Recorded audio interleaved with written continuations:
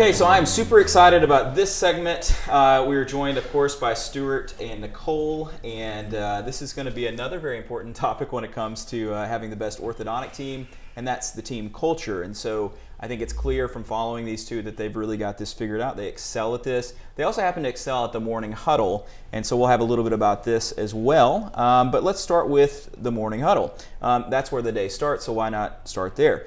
So Nicole, talk me through your morning huddle. You have what you specifically call the circle of love. Yeah, isn't that nice? It is nice. What is that?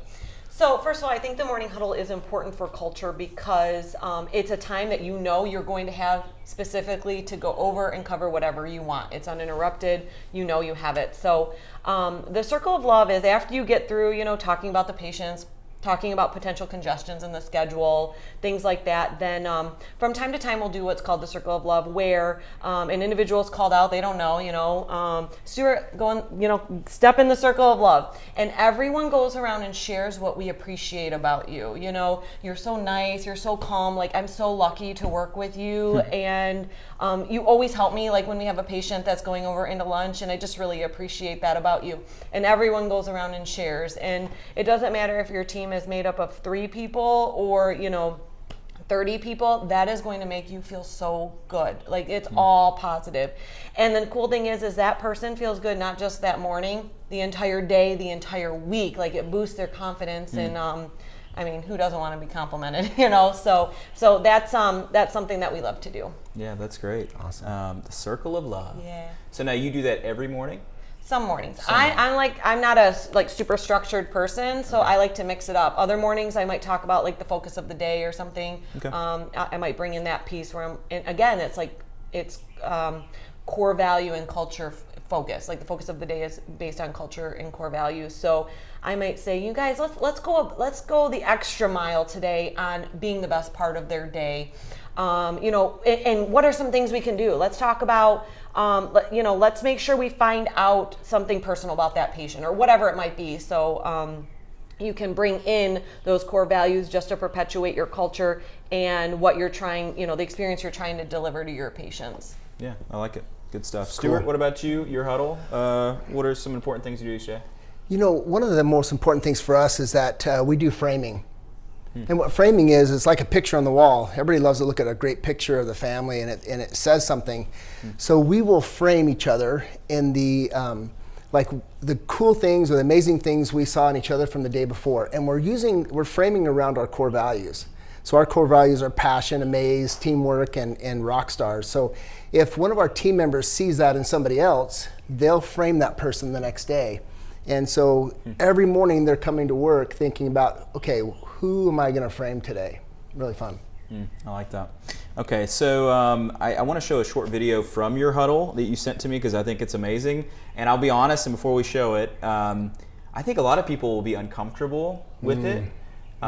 It almost feels like someone who's never been to church and they walk in and maybe it's like a really energetic church and they're sort of like, this guy's got the spirit, what's going on, And I think, though, a good, strong culture is like that. Like the culture, when it's so strong, it should kind of be like disorienting, and it should cause you to like pause and be like, I don't feel comfortable because I don't do this, you know? Yeah. And I feel uncomfortable to the degree that I wish I had culture like that, and I wish I did it that way. But before we show it, walk me through I am statements, because you do that, which reminds me of the circle of love a little bit. Sure. But why do you do those? So there's I feel like the two most important scriptures or two important words in the Bible was when Moses went to the mount. And when he went to the mount to get the 10 Commandments and God introduced himself to Moses. And what was it? I am. He said, I am. And I've thought about this through the years, that those are powerful, positive statements about, if God could say that about himself, we should be able to say that about ourselves. And you gotta remember, we work with 30 women. I have 30 women in my office, and men do this too, but we compare ourselves to each other. We sometimes think we're not good enough. And I thought, you know what, we're gonna start and get uncomfortable with each other, because if this really is a circle of love, as Nicole said, because that's we feel that in our office, I want them to be able to get outside themselves and be able to say, I am something they're thinking of. I wanna be positive today, or I wanna be my best self, or I'm good enough. And so what happens, I decided, why don't we just share an I am statement every day? So every day, everybody's going to share something that they're thinking about. And you'd be like shocked what happens. Some people didn't want to do it. Oh, yeah. Like you said, I'm feeling too much of the spirit here. I think I'm just going to clam up here. But what happens is there's some emotion behind. Some of the girls would cry when they'd say, I'm good enough, or I'm feeling grateful. So you'll see that in this video here. All right, so let's roll that video real quick and we'll be right back in a sec. Okay, who wants to start with I am statements? I do. Where do you go? And we're going to go Cali way. Okay. Cali way. I am mentally strong. I am outgoing. I am growing. I am open. I am service. I'm so grateful. I'm strong. I'm stronger. I'm enough. I am loving myself. I am capable. I am whole. I am continually growing. I'm committed. I'm a hard worker. I'm adaptable. I'm love. I'm strong. I'm serving. I'm abundant mindset. I'm trustworthy. I am passionate. I'm a giver. I am hopeful. I'm grateful for Brad and Mal and my roomies. Love you. I am loved. I'm patient with myself. I am capable. What are you, Shauna? So good. Oh, yeah.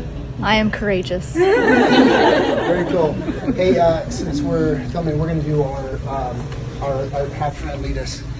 This is our, so we do our chant. Have you got it down yet? Passion, amazing. Stay tuned, give her a break. It's okay, well, you know. Ready? We have passion, we amaze. It's our culture that we crave. Rock stars are what we are. Teamwork sets us apart. Party, party, party. So pretty cool video. I love it. Tell me what your so we saw the I am statements, a lot of really sweet ones. Yeah. Seems like some that maybe they've done a few times, but then like I can't think of what she says exactly, but like I am enough, or I'm good just the way that I am, or something like that. Sure. And then the one video saying I'm courageous or something. It's cute. Yeah. But then you guys do your little chant. What is the chant? You know, I remember back, this is all about teams and teamwork. I remember back being in high school football, and every time we would get together in a huddle, we would do a chant. And I thought, why don't we do a chant for our team? And we chant our core values. So we go, we have passion, we amaze, it's our culture that we crave, rock stars are what we are, teamwork sets the bar, party, party, party. And the energy after everybody says that is so great. We break after that, and it's a kind of a cool little chant. Yeah, I love it. It's great. Do y'all have a chant? We do, but I'm going to change it. Ours is smile, smile, Wax team, go. We're going to have a good day. That's for show. I didn't make it up. I love it. I didn't make that one up, but well, whoever did is like you know, melting out there. They're like, I'm sorry, I didn't. It was so bad. No, it's very. But I love how you incorporated your core values. Yeah. I mean, either way, it starts our day with energy and like we're gonna have a good day. You know, that's for show. That's what I was saying. Like, I'm not cool like that show. You know. I think you can pull it off. I like it. I don't think I could pull it off. We don't have a chant. See, but what's interesting is like, I won't, you know, mince words, I should say, but the two of you guys are here because you do have that energy. You just have like an aura that you bring. I mean, if I was a mom of a patient and I came into your office, I'd be like, I want to go here, you know? But it starts with you as the leaders to decide, we're going to do this, we're going to have this kind of an energy. I wish I had that energy or that resting energy, and maybe you have to work at it, and I don't know, but like, man, just that would carry through the whole day. And I would be the one that's kind of embarrassed to do it. I hate to say that. One of my good friends is a very like eccentric and energetic guy. He's the lead singer, song leader, worship leader, whatever at my church. And I remember, to kind of give you an example of like when you walk in a culture that you're not comfortable with, it's like, it makes you feel odd, right? Yeah. And so when I visited that church for the first time, I was like sitting with my buddy from college. We're both kind of cynical type people, just how I'm wired. And I remember being like, is this guy for real? Because he's like, he dances and he jumps and he's doing all this kind of stuff, and he wears like, you know, funny clothes. He wears shoes. He was on the shoe game before me. Yep. And I remember just commenting, and Corey, who had a relationship with Brescian, who's the guy up on the stage, he was like, no, he's actually really cool. And I was like shocked, like, you think this guy's cool? Like, you're so cynical, more than me. What happened to you? You know, why did you change? And over time, Brescian's become one of my best friends because he is a genuine guy. He has like this big energy. He's always excited. He's always happy. He has a lot of the qualities that you do. And so I want to spend more time around people like that, you know? And I want to spend more time around teams that have that kind of culture. And you can if you want to work on it, you know? Yeah. So Nicole, two things that connect to your morning huddle but that extend through your day. You talked about the culture fishbowl, and then the focus of the day, which you kind of alluded to. Can you walk us through those? Yeah. First of all, I want to touch base on something you said that, you know, like doing the chant, you don't like that. Like, it might not fit you, right? Or your culture. But that's exactly it. Culture is the personalities and the energy of you and the people that work with you. Yeah. You know, so my culture would not fit your practice, and your culture wouldn't fit mine. Now, if you don't like your own culture, then you can pick up these tips to change it in the direction you want. Yeah, true. I like my culture. I know you do. I know you do. We're just very dry and sarcastic. It's your personality. It fits your personality. So, you know, yes, how we kind of incorporate culture fishbowl. Yes, thank you. So our fishbowl, it's similar to your framing, but instead of doing that in the morning huddle, what we do is throughout the day, people shout each other out on our messaging system. Like, hey, way to go, Jesse. Like, I heard your patient laughing with you. You always do such a great job connecting. Or, way to go, Kim. You got back from lunch early to get that patient. Way to put that patient first, you know? Yeah. So we do these shout outs that are based on our core values. And then we make note of them. Like, Jesse on this day did this, and that demonstrated this core value, okay? And then we put these little sticky notes in this jar. And then from time to time, because I like to mix it up in Huddle, I'll get my little jar out and I'll pull one of those cards. And it's like, oh, cool. I pulled Kim from that time that she came back from lunch early to see that patient. So then the fishbowl piece is they get to go fishing. And we use this fishing thing for multiple different things. They reach in and they pick a poker chip out that has a dollar amount on it. Maybe it's 5, 10, 20, 50, okay? And whatever value they pull, they get a gift card, and we have a bunch of gift cards, you know, and it's fun. They get Ulta, Target, Amazon, whatever it might be. So we use the fishbowl for multiple, you know, different things. Another one we do the fishbowl for is for same-day starts. If we have a certain amount of same-day starts, they all get to go fishing, okay? Those are the days that everyone stays late. No one's rushing to go home. They hear that thing shaking, right? Yeah. And somebody picks a dollar amount, and then that's what everyone gets in a gift card. They get to pick their gift card. So, cool. Yeah. Nice. When they pull the 5 or the 1, then they just throw things at them. I'm always surprised they all still clap for that person. I'm always surprised and so proud of them. I'm like, we not to put that pressure on them. Like, but then they never let them draw again. You know, Exactly. they get the bad luck out of the way. What about focus of the day? Okay, so that's kind of what I alluded to before. Okay. So I kind of bring the focus of the day. It's like whatever's been on my mind of like, you know what, we need to really focus in this direction today. I've seen it's like it hasn't been top of mind. Let's talk about that. And that way we're starting the morning like, you know, all on the same page. Yeah, sure. I love it. All right, so Stu, this is like one of these softball questions of all softball questions, but how important of a role does a doctor play in all of this? I think Nicole's hit on it, and I totally agree. It's a top-down approach. Yeah. And one thing I realized is, you know, we talk about, oh, I couldn't do that, or, you know, when you celebrate D-bonds, I used to see people bang a drum or play a flute, and I'm like, that's not me. But as we get older, we have to learn to laugh at ourselves and do dumb things, because it gets us out of our comfort zones.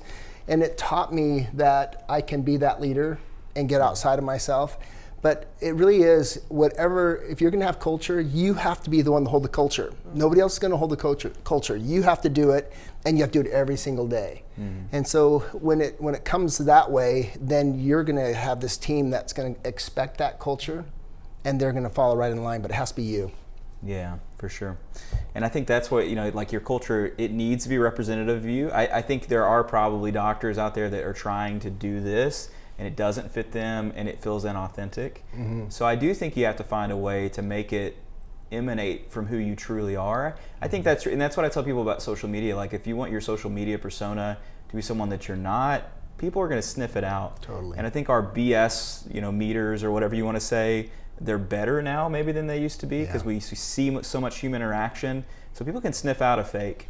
And so I think the worst thing is to go in Monday and say, all right, we're starting a chant, we need that written by the end of the day, and we're going to do all this stuff. And so it should be a part of who you are. I guess the rub is if who you are is not someone that can have a good culture, or maybe more commonly, let's say it's maybe a product of the team is just not where it needs to be. And so you said you didn't always have the culture. How did you get to that?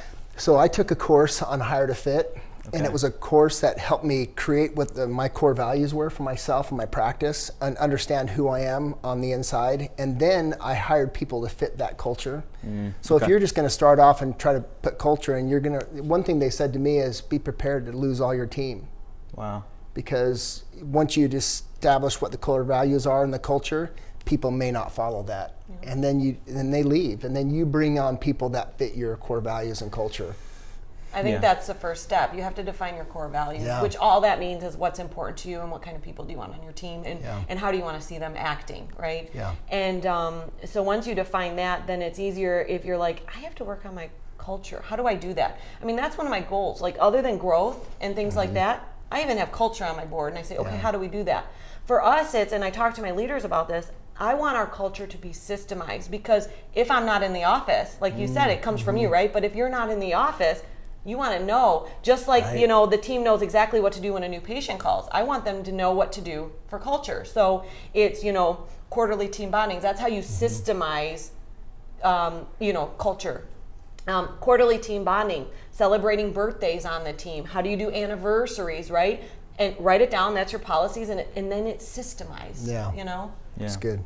So in terms of someone that doesn't have the culture that they want, maybe step one is not to just copy, but is actually go down a few more rungs on the ladder and say, okay, what are my core values?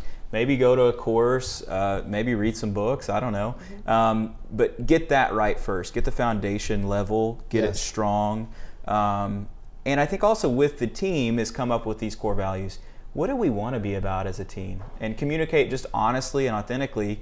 I would like for our team, if they're watching this with the team, I'd like for our team to look more like what they're like. I think that that's something we would all like. We've had issues in the past. There's some negativity. There's some infighting. I've not been my best self. I want to change that. I think we owe it to ourselves to try to do that. So where do we start? What do we want to be about? What are the words that, like some of your words, what are these words that we want? Right. Maybe we'll get to the chant later. But we're going to start with these, kind of key things, and we're going to work on it each day. I think meetings are really important, which is why we talk about the morning huddle. I'll be very honest. I suck at getting to the morning huddle in the morning, and I'm ashamed to say it. I don't chant. I don't get to the morning huddle always. Anna will fill in for me, and the team does it on their own. We have a morning huddle, but I need to get better about that. That's kind of pathetic.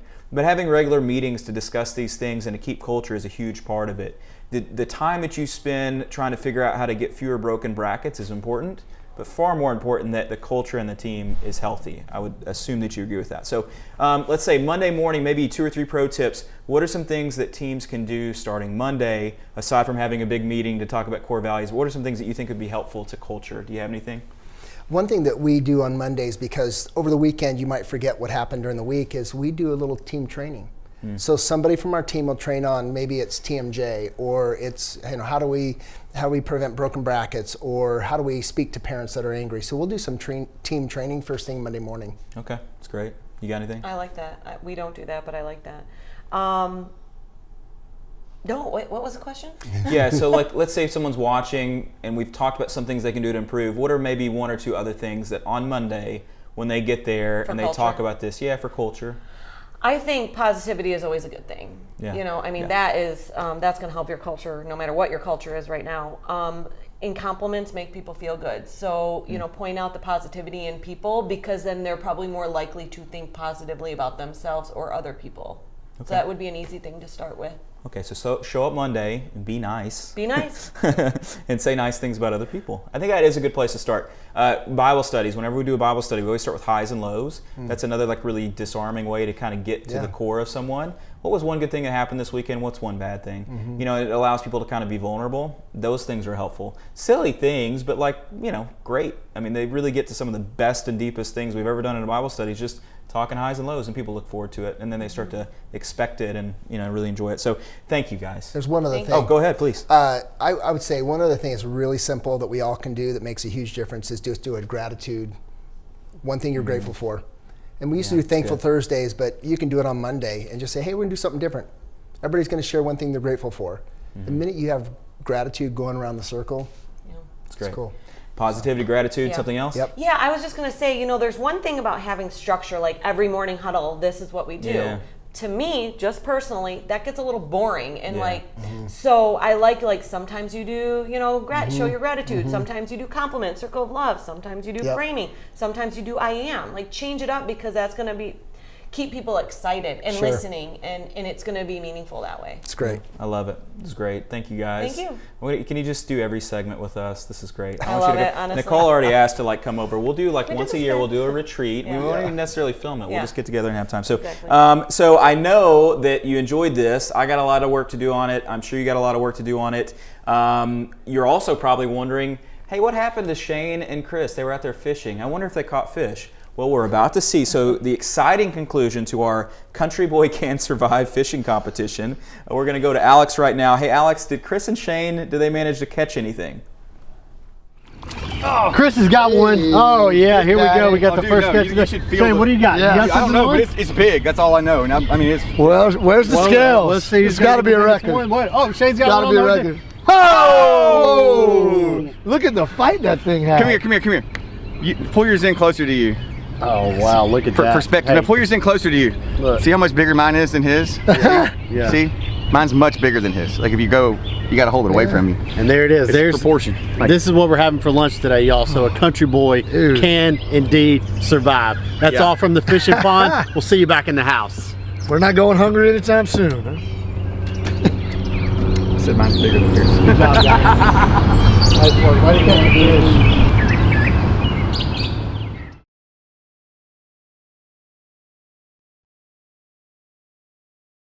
Buddy. Look at this. Finally got one, man. I wasn't going to get shut out. I couldn't have it. Oh, yeah. We're eating good tonight. Oh, eating good. Yes, indeed. Say for sure. Look at that. Yeah. Oh, I think Oh, they're about the same. They're like brothers. I think they're twins. Shane, yours is bigger, bro. We'll celebrate. Cheers to a great day. Yeah. Hey, y'all want to throw them back or y'all want to fry them up? You want to get cold cooking them? Let's get cold cooking them. I think that'd be funny. I'll fillet it.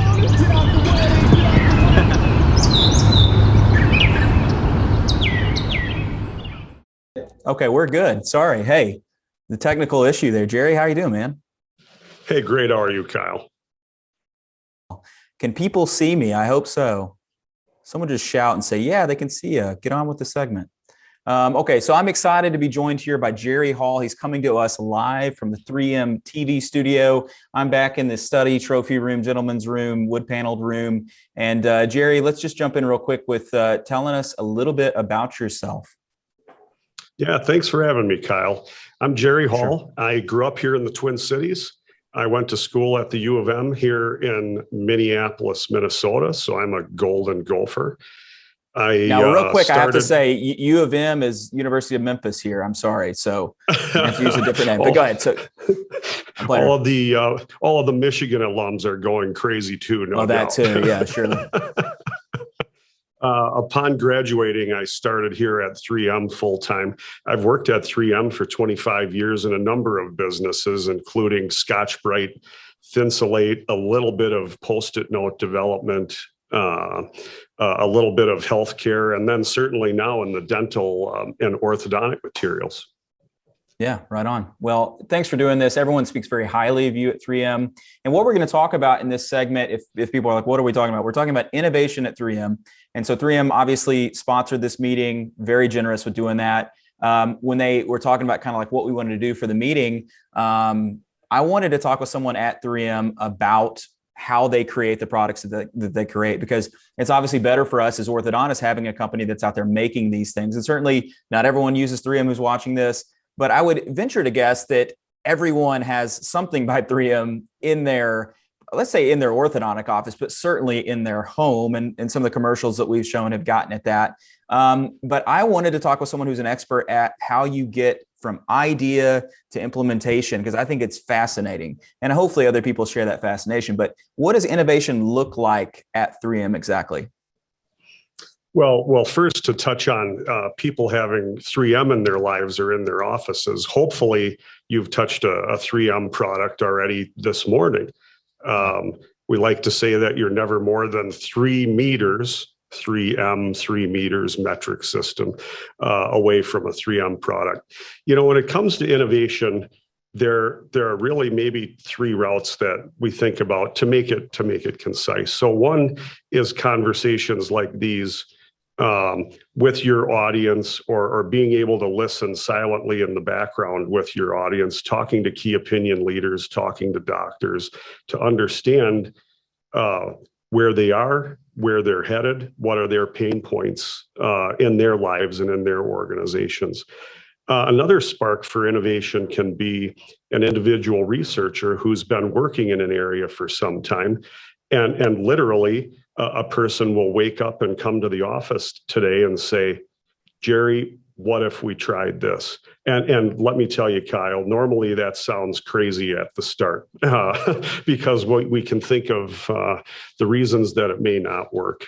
But that KOL and doctor discussion along with that spark then lead to a history of product and product development that we've had at 3M. Yeah, for sure. So someone was asking if they could contact you. Maybe it's because of what I'm about to ask, which is, let's say an orthodontist comes to you with a really great idea. They're at a trade show. They go to the rep and say, hey, I got this amazing idea. How does 3M take that inspiration and turn that into a new product? You know, there are 2 mechanisms there. So first of all, certainly, yes, anyone can contact me anytime. I love the conversation. Working with this customer set, these doctors talk about an amazing customer set. So driven, so accomplished, very thoughtful when it comes to issues in their respective communities. Tinkerers, can do. Your segments just remind me of that over and over. So I love the conversation and I welcome it.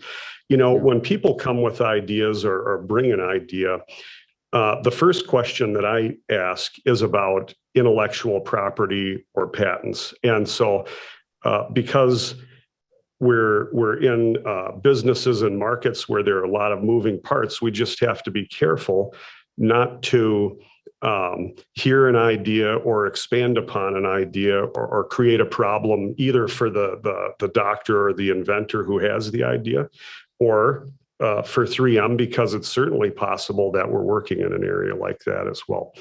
In any case, we have mechanisms to handle that, and we can do that in a way where we can share the idea and not poison each other at the same time.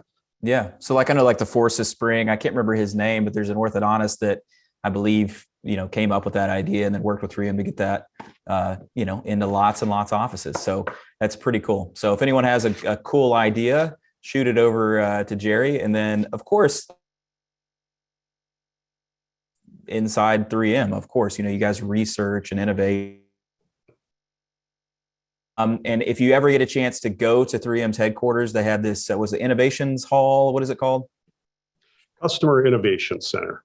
Customer innovation. You should just call it the Innovations Hall. I mean, that's a free tip. No, I'm just kidding. But they have like there are 25 different divisions, and they have like a history of products. 3M and a true innovations company is that, I think it's with clear aligners. We'll get to this later, but like a transparency projector, kind of a thing has led to some of the plastics that are used in aligners. Or you'll see that like this adhesive that was used in NASCAR applications or something is now being used in, the mesh of a bracket. I know I'm butchering all that. Don't feel the need to correct me. Just go with me. Just go with it. But it's really cool when you have all those different science divisions working together in tandem to create something great for wee little orthodontists, So everyone knows that 3M has been around for a long time, over 100 years at least. But specific to orthodontics, walk me through the evolution as a company from,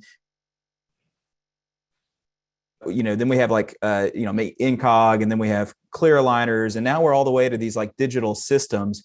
How does that evolution take place?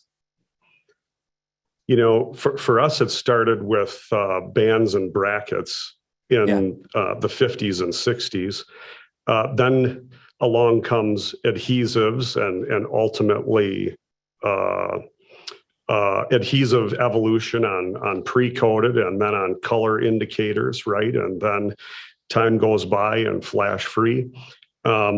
Ultimately, I think about this across industries. To me, it is needs-based and expectations-based. So when you get an early version of a product, perhaps your expectations are simply that it will perform. If you think about early flat screen televisions, the color fidelity was not very good. And if you viewed it at an angle, the projection was not very good as well. But people were just so excited to see not a tube, not a stand. It didn't look like furniture. It was something totally different. And so they were willing to accept that.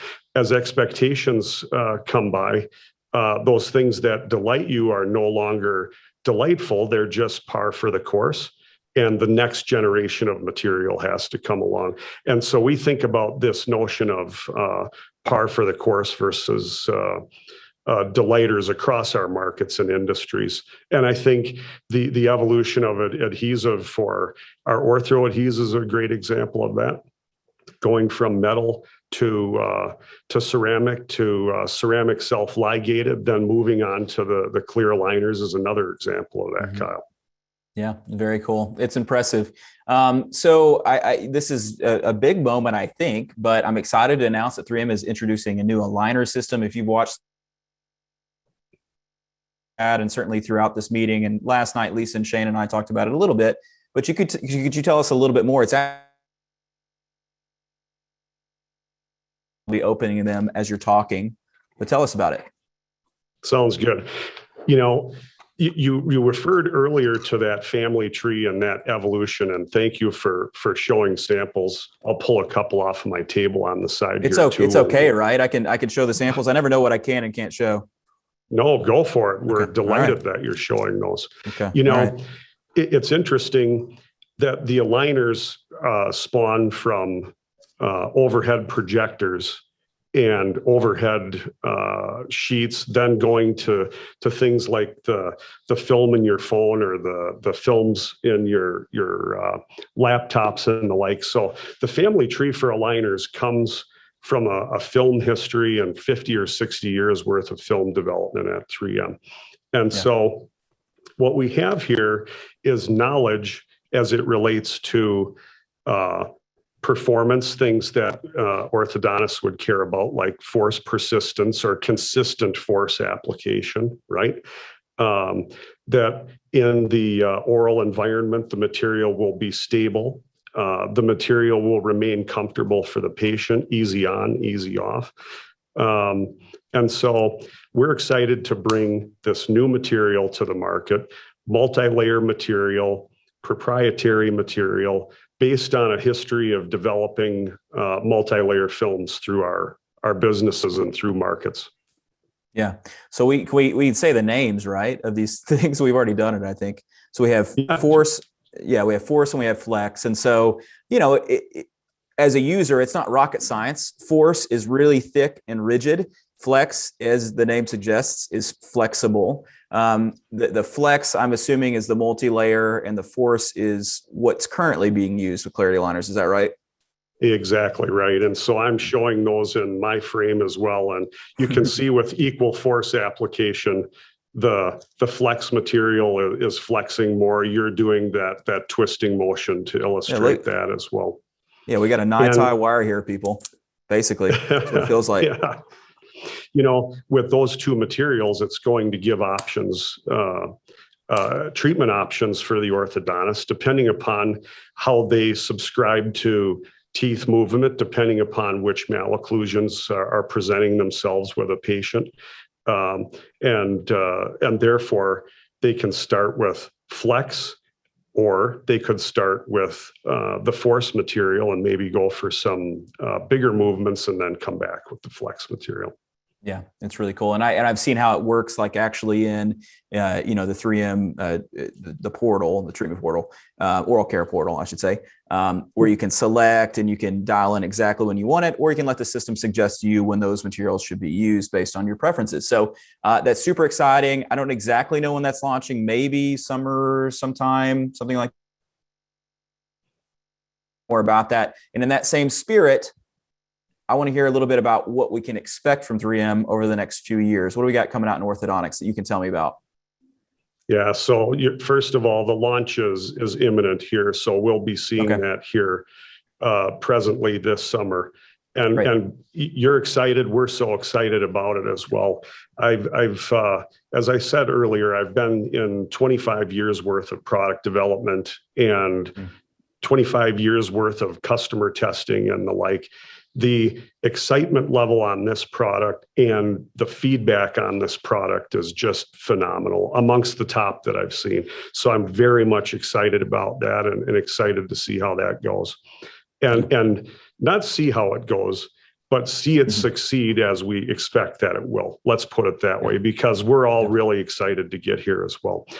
As far as the future is concerned, certainly you can expect continued materials innovation from 3M. If we take that adhesive example of creating an adhesive, bringing color change, bringing flash free, your audience should expect more of that from us on the aligner side as well, and bringing materials innovation and differentiation there. Likewise, as we get more, let's say, knowledge and experience clinically, we will innovate on the treatment protocol, and we'll innovate on what we suggest to doctors, and we'll learn what are the best ways to go after the various malocclusions that we're taking on. And then finally, you referred to Oral Care Portal and that suite of digital technology. Certainly, we'll continue to work on making that more accessible, more intuitive, more automatic. If we refer to our earlier thought, right, there are things that are delighters today that are going to become tomorrow's par for the course expectations. So we'll continue to bring new movements, new treatment protocols there as well.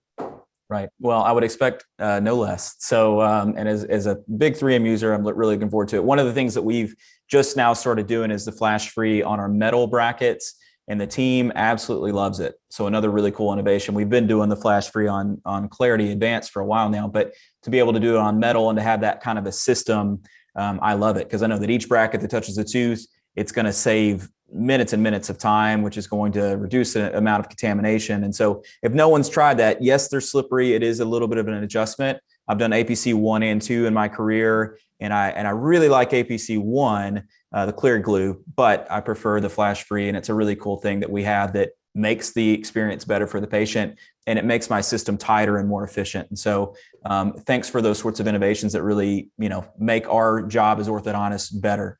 Jerry, thank you for taking time out of your day to share with us. I really enjoyed your unique perspective on this. Best of luck with future research and innovations at 3M. If you'd like to learn more about 3M products, then text or email your rep, who I'm sure you know. Or if you don't know who your rep is, well, then visit 3m.com/TDO. That's 3m.com/TDO. And you can fill out a short form, and someone from 3M will reach out to you with more info. Well, are you feeling tired? I'm feeling tired, but we need to snap out of it, because our next segment is going to be full of F-bombs. You heard that right, Jerry. F-bombs and energy, but we're talking efficiency bombs. So Dr. Chris Feldman and Dr. Jeff Kozlowski are going to be talking efficiency. But first, we have 2 more pro tips from Jill Allen and Leanne Panici, plus a look at Clarity Flex. Hello, my name is Jill Allen. I am the owner of Jill Allen and Associates, an orthodontic consulting firm dedicated to startup practices and doctors and team members who've been in business 8 years or less. My pro tip is for doctors who may be hiring or working on team retention. As many of us know, hiring and retention have been difficult over the last year, which is why I always recommend that we reframe what it means to work in the orthodontic industry. We want our teams to see their positions as careers rather than just jobs. One easy way to do this is to implement a growth plan for your employees in all core areas of your orthodontic practice. Set up designated training tiers that relate directly to compensation and raises. Each training tier should require your team members to acquire a new set of skills. Those skills could be task-oriented or even leadership-driven. Once these skills are attained, they are compensated for their efforts. Constructing these tiers can really help your team see the potential opportunities available to them as they grow in your practice and are going to be able to see that this is just not a job, but it truly is a career in a very fulfilling orthodontic practice. Hi all, Leanne Paniche here from Paniche & Associates. My tip today is how to end a patient's treatment. Instead of just that one and done, promote, exaggerate, emphasize that this patient is truly part of your family for life.